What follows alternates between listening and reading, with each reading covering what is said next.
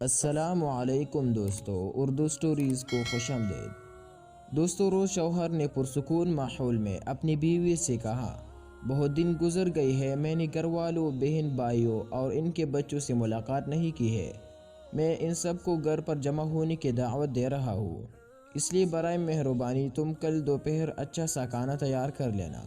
بیوی نے گول مول انداز سے کہا، انشاءاللہ خیر کا معاملہ ہوگا۔ شوہر بولا، تو پھر میں اپنے گھر والوں کو دعوت دے دوں گا۔ اگلی صبح شوہر اپنے کام پر چلا گیا اور دوپہر ایک گھر واپس آیا۔ اس نے بیوی سے پوچھا، کیا تم نے کھانا تیار کر لیا ہے؟ میرے گھر والے 1 گھنٹے بعد آ جائیں گے۔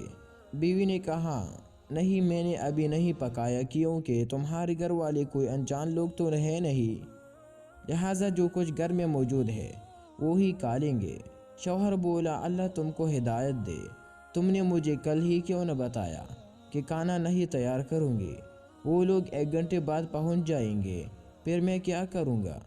بیوی نے کہا، ان کو فون کر کے معذرت کر لو، اس میں ایسی کیا بات ہے؟ وہ لوگ کوئی غیر تو نہیں، آخر تمہارے گھر والی ہی تو ہے۔ شوہر ناراض ہو کر غصے میں گھر سے نکل گیا۔ کچھ دیر بعد دروازے پر دستک ہوئی۔ بیوی نے دروازہ کھولا تو یہ دیکھ کر حیران رہ گئی کہ اس کے اپنے گھر والے، بہن بھائی اور ان کے بچے گھر میں داخل ہو رہے ہیں۔ بیوی کے باپ نے پوچھا، تمہاری شوہر کہاں ہے؟ وہ بولی، کچھ دیر پہلے ہی باہر نکلے ہیں۔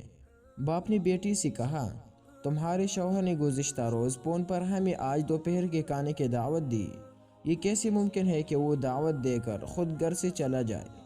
یہ بات سن کر بیوی پر تو گویا بجلی گر گئی۔ اس نے پریشانی کے عالم میں ہاتھ ملنے شروع کر دی، کیونکہ گھر میں موجود کھانا اس کے اپنے گھر والوں کے لیے کسی طور پر لائق نہ تھا، البتہ یقیناً اس کے شوہر کے گھر والوں کے لائق تھا۔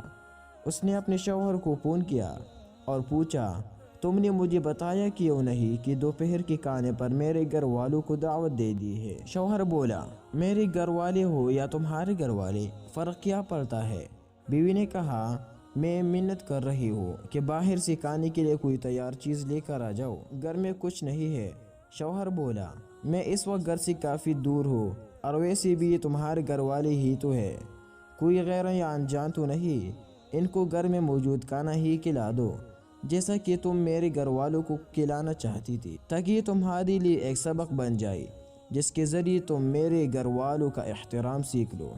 اسی وجہ سے دوستو، لوگوں کے ساتھ ویسا ہی معاملہ کرو جیسا تم خود ان کی طرف سے اپنے ساتھ معاملہ پسند کرتے ہو۔